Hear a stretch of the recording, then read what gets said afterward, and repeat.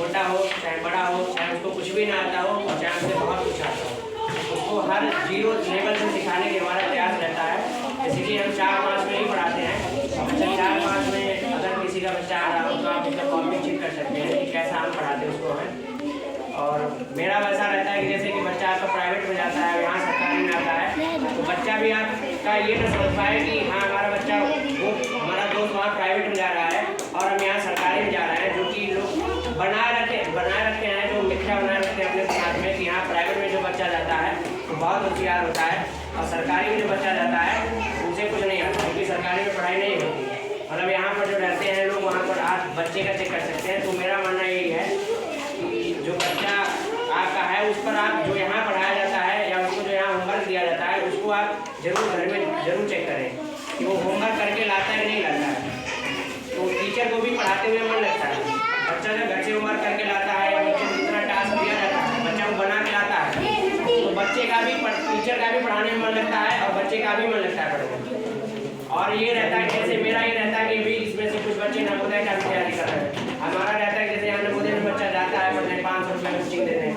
हम बच्चे को यही कहते हैं कि आपको कोचिंग जाने की जरूरत नहीं है, हम उतना पढ़ाते हैं जो नवोदय में सब कुछ आता है। तो मैं उस तरीके से पढ़ाता हूँ।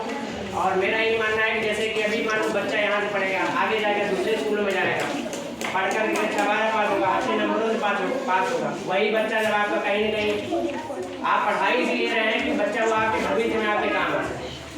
पढ़ाई मतलब वही है ना कि शिक्षा, जब तक आप शिक्षित नहीं है आप जानवर के समान हैं। और अगर वही आपका बेटा या बेटी आपका पढ़ जाएगा कहीं ना कहीं बढ़िया जगह सेट हो जाएगा तो आपको वही जिंदगी में क्या देगा, आराम देगा।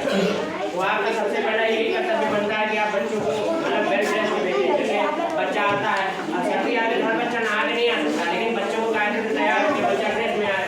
7 दिन में मान लो एक दिन ड्रेस में नहीं आता है तो समझ में आ जाता है कि मतलब पता चला 7 दिन में बच्चा 4 दिन ड्रेस में, तो फिर वो अनुशासन इनका हो जाता है। तो आप सबका काम यही है कि मतलब आप अपनी तरफ से बच्चों पर ध्यान दीजिए। हम अपनी तरफ से बच्चों पर ध्यान दे रहे हैं। जैसे कि हमारे सर लोग हैं, रविंद्र सर हैं, उनकी मैम आ रही है 6 महीने की छुट्टी पर, रानी सर हैं जो नए सर आए हैं। तो हम लोग काफ़ी लगन से ही बच्चों पर ध्यान देते हैं, कोई कमी नहीं रहने देते हैं कहीं पर किसी तरीके की। मतलब अब आपको अगर कोई सुझाव देना हो बच्चों से संबंधित या हमारे संबंधित तो आप संकोच आप अपने मन से कहिए कि हाँ मतलब ये कमी है, वहाँ पर सुधार की जरूरत है। क्योंकि जब तक आप कमी, क्योंकि हम अपनी तरफ से परफेक्ट नहीं है, पूरी तरीके से हम भी सही नहीं, कहीं ना कहीं हमारे अंदर भी कमी होगी और कहीं ना कहीं आपके भी अंदर कमी होगी। तो जब तक वो कमी हम एक दूसरे की या एक दूसरे को नहीं बताएंगे तब तक उसको पूरा भी नहीं किया